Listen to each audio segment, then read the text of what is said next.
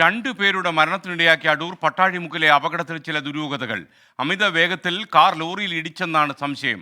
തുമ്പമൺ സ്വദേശി അനൂജ, ചാരുമൂട് സ്വദേശി ഹാഷിം എന്നിവരാണ് മരിച്ചത്. സഹപ്രവർത്തകരുമായി ടൂർ പോയ അനൂജയെ വാഹനം തടഞ്ഞു നിർത്തി ഹാഷിം കൂട്ടിക്കൊണ്ടുപോവുകയായിരുന്നു.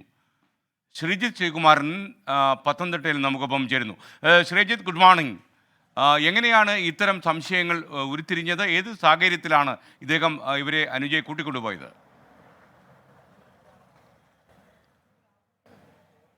ഈ തുമ്പമൺ ഗവൺമെൻറ് സ്കൂളിലെ ടീച്ചറാണ്, അധ്യാപികയാണ് അനുജ.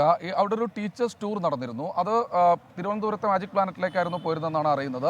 എന്തായാലും ഈ ടീച്ചേഴ്സ് ടൂർ കഴിഞ്ഞ് ഈ സംഘം വന്നിരുന്ന ബസ് ആ വാഹനം തടഞ്ഞു നിർത്തുകയായിരുന്നു ഹാഷിം. അത് കുളക്കടയിൽ വെച്ചാണ് ഈ വാഹനം തടഞ്ഞു നിർത്തുന്നത്. അതിനുശേഷം എൻ്റെ ഒരു ബന്ധുവാണ് എന്ന് പറഞ്ഞ് ഈ അനുജ അവിടേക്ക് ഇറങ്ങുകയായിരുന്നു എന്ന് അധ്യാപകർ പറഞ്ഞു. പക്ഷേ അധ്യാപകർക്ക് സംശയം തോന്നി. താൻ വീട്ടിലേക്ക്, നേരത്തെ പറഞ്ഞതിൽ ചെറിയൊരു കറക്ഷൻ ഉള്ളത്, നൂറനാട് സ്വദേശിനി തന്നെയാണ് അനുജ. ഹാഷിമും നൂറനാട് സ്വദേശി, നൂറനാട് പാലമേൽ സ്വദേശിയാണ് ഹാഷിമും.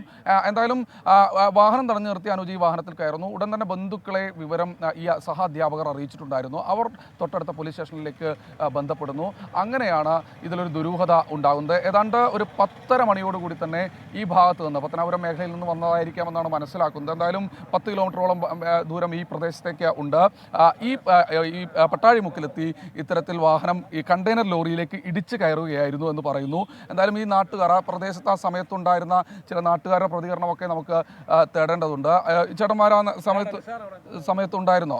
നമുക്ക് ആ ചേട്ടൻ്റെ പ്രതികരണം, ഷമീർ അതുപോലെ തന്നെ നിസാർ, രണ്ടുപേര് ഈ നാട്ടുകാരാണ്. എന്താ ആ സ്പോട്ടിലുണ്ടായിരുന്നു?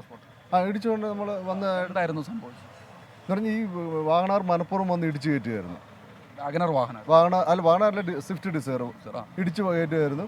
അതുപോലെ മദ്യപിച്ചിട്ടുണ്ടായിരുന്നു. മദ്യം കുപ്പിയൊക്കെ അതിനകത്ത് തന്നെ കിടപ്പുണ്ട്.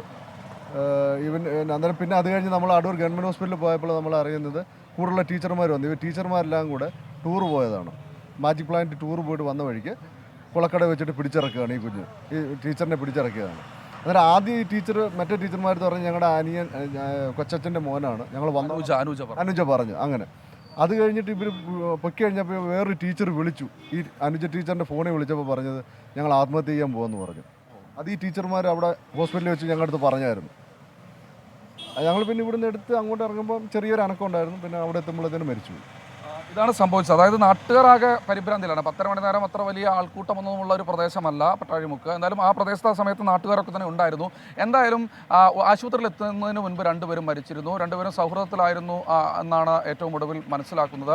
എന്തായാലും മൃതദേഹങ്ങൾ ഇപ്പോൾ ഈ അടൂർ താലൂക്ക് ആശുപത്രിയിൽ പോസ്റ്റ്മോർട്ടത്തിനായി സൂക്ഷിച്ചിരിക്കുകയാണ്, മോർച്ചറിയിൽ സൂക്ഷിച്ചിരിക്കുകയാണ്. ബന്ധുക്കളെല്ലാം അവിടെ തന്നെ ഉണ്ട്. എന്താണ് പെട്ടെന്ന് തന്നെ ഒരു മരണത്തിന് കാരണമെന്നതിനെക്കുറിച്ച് ഒരു വ്യക്തത വരേണ്ടതുണ്ട്.